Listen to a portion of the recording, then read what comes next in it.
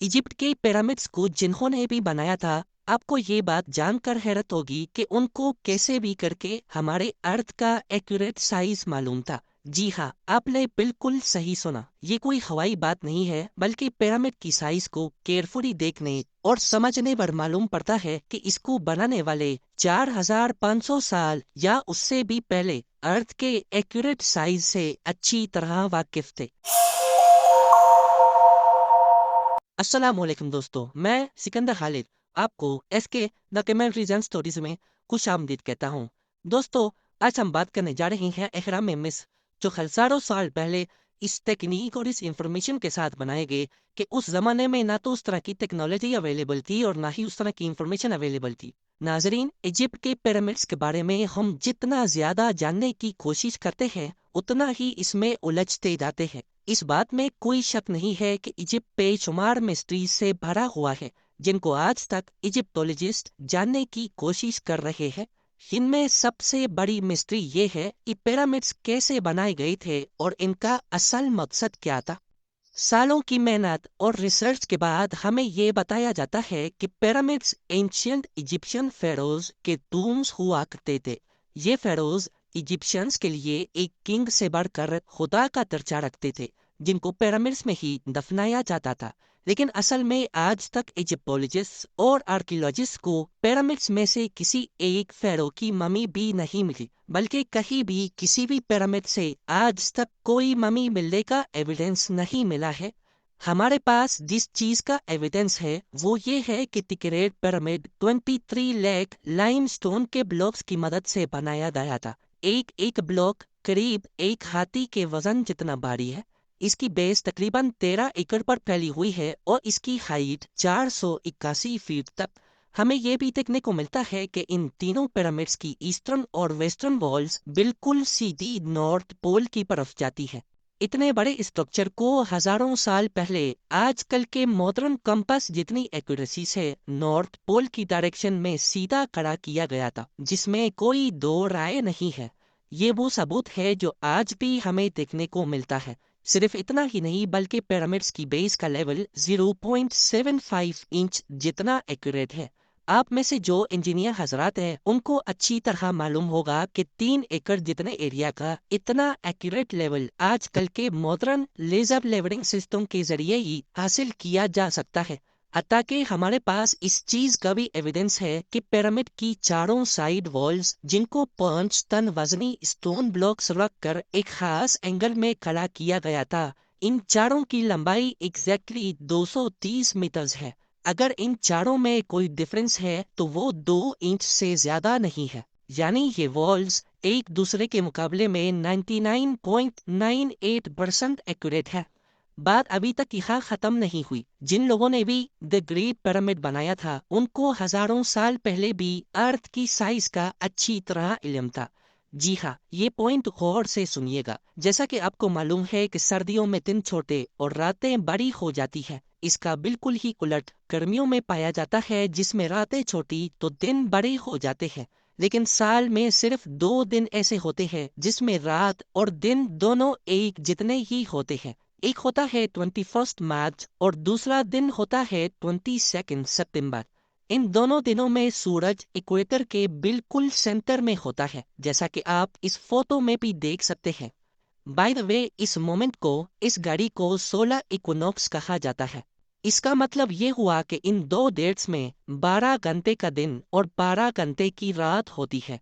12 घंटों को अगर सेकंड्स में कन्वर्ट किया जाए तो ये 43,200 सेकंड्स बनते हैं। अगर 43,200 को द ग्रेट पिरामिड की हाइट से मल्टीप्लाई किया जाए तो उसका जवाब आता है 6,333 किलोमीटर्स। ये उतनी ही लंबाई है जितनी अर्थ के पोलर रेडियस की है। अगर परसेंटेज में देखा जाए तो पिरामिड्स बनाने वालों की कैलकुलेशन 99.63% एक्यूरेट है। अब आप सोच रहे होंगे कि ये कोई को इंसिडेंस है, कोई इत्तेफाक है। लेकिन पिरामिड की बेस का पेरीमीटर, जो कि 0.921 किलोमीटर है, उसको अगर 43,200 से मल्टीप्लाई किया जाए तो जवाब आता है 39,804 किलोमीटर। آپ کو یہ بات جان کر حیرت ہوگی کہ یہ سرکمفرنس آف ارتھ یعنی ارتھ کے پورے ایک گول چکر کے مقابلے میں 99.34% ایکوریٹ ہے۔ کو انسیڈنس تو صرف ایک مرتبہ ہوتا ہے، لیکن 99% سے بھی زیادہ ایکوریٹ ریزلٹ، وہ بھی 2 مرتبہ آنا، ہمیں ایک گہری سوچ میں ڈال دیتا ہے۔ کئی لوگوں کا ابھی بھی ماننا ہے کہ یہ محض صرف ایک اتفاق ہے، لیکن جیسا کہ ابھی ہم نے جانا کہ 43,200 جس کا تعلق سولر ایکونوکس سے ہے، یہ ایک اور جگہ پر بھی اپنا ثبوت دے رہا ہے۔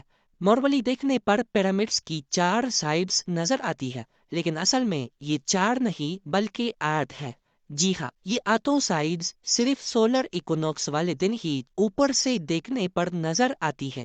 یہ ڈسکوری پہلی بار 1940 میں ایک برٹش ایئر فورس پائلٹ نے کی تھی جب وہ پیرامڈس کے اوپر سے گزر رہا تھا۔ اب سوال یہ کھڑا ہوتا ہے کہ ہزاروں سال پہلے پیرامڈس بنانے والوں کو ارتھ کا پولر ریڈیس اور ایکویٹر کا سرکمفرنس معلوم پڑا تو آخر کیسے؟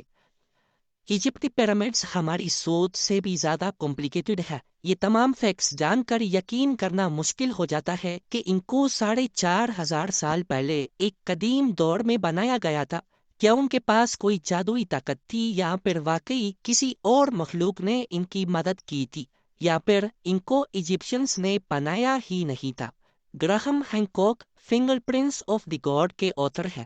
انہوں نے پیرامڈس کو اورائن کانسٹیلیشن کے 3 اسٹارز کے ساتھ لنک کرنے کی تھیوری دی تھی۔ اس تھیوری کے مطابق گیزا پیرامڈس کی پوزیشن اورائن کانسٹیلیشن کے 3 اسٹار سے ایگزیکٹلی میچ کرتی تھی۔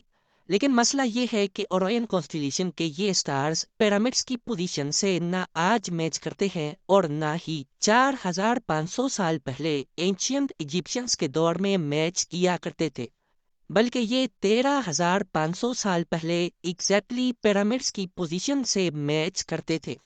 اس ایسٹرونومیکل ایویڈنس سے تو یہ ظاہر ہوتا ہے کہ پیرامڈس 11,400 BC میں ان اسٹار سے میچ کر کے بنائے گئے تھے، لیکن اس وقت اینشین ایجپشن سویلائزیشن کے ہونے کا کوئی ایویڈنس نہیں ملتا۔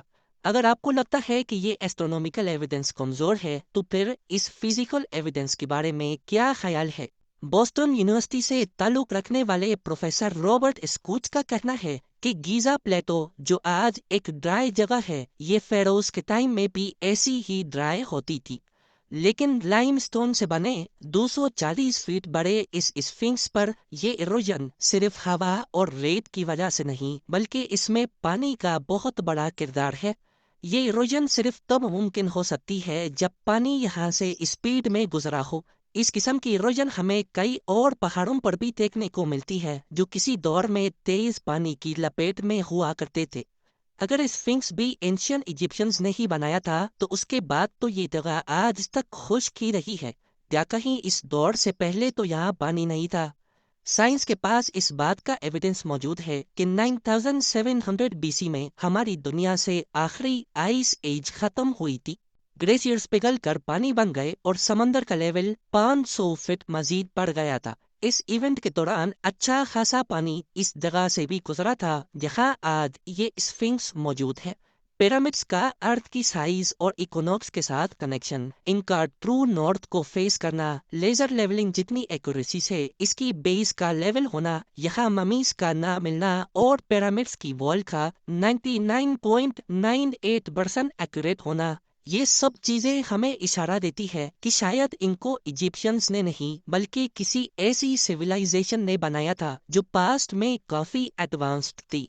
یہ بھی ہو سکتا ہے کہ ایجپشنز کو یہ پیرامڈز بنے بنائے ہی ملے تھے اور انہوں نے اس کو ٹیک اوور کر کے اپنے ریلیجن کے لیے استعمال کرنا شروع کر دیا۔ ایجپٹ میں کئی مقامات پر پائی جانے والی ہائیروگلیفکس جس میں اینشین ایجپشنز نے اپنی ہسٹری اور ریلیجن کے بارے میں کافی معلومات فراہم کر رکھی ہے، افسوس اس بات کا ہے کہ ان ہائیروگلیفکس میں بھی کرنی پیرامڈ کی کنسٹرکشن کے بارے میں ہمیں کوئی انفارمیشن نہیں بتائی گئی۔ اب ان سب میں کتنی سچائی ہے؟ جیسے جیسے سائنس ترقی کرے گی ویسے ویسے ایک نہ ایک دن سچ سامنے آ ہی جائے گا۔ دوستو، اگر آپ کو ہماری یہ ویڈیو، ہمارا یہ کانٹینٹ اچھا لگا تو پلیز سبسکرائب کیجیے ہمارے YouTube channel SK documentaries and stories کو، اور اس ویڈیو کو لائک کریں اور دوستوں کے ساتھ شیئر بھی کریں اور ملتے ہیں اگلی ویڈیو میں۔ اللہ حافظ۔